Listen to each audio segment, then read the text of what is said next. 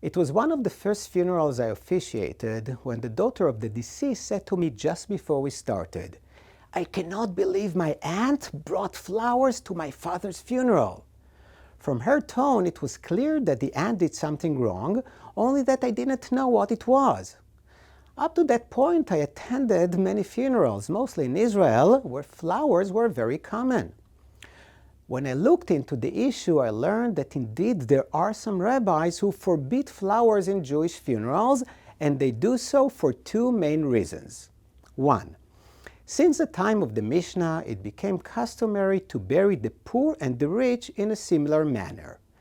Decorating graves with flowers, they say, may undermine the value of equality, as the rich would outdo the poor.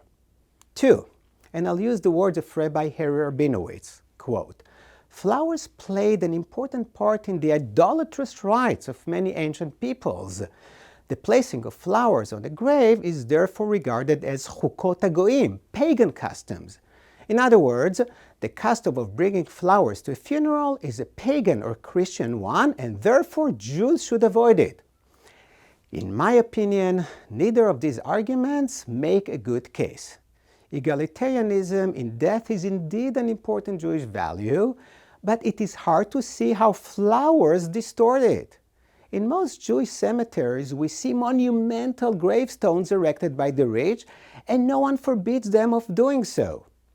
Regarding the prohibition against pagan customs, let's be honest, no one who takes flowers to a funeral today does so in imitation of pagans or Christians, but as part of a common cultural expression. Therefore, Jews in Israel use flowers all the time, since this is the custom there. Some say that the money one would spend on flowers should go to tzedakah, but one does not preclude the other. We can do both. I believe that using flowers does not break any Jewish law. Those who derive comfort from flowers should certainly use them, and those who have a tradition of avoiding them should follow their custom. See you next week.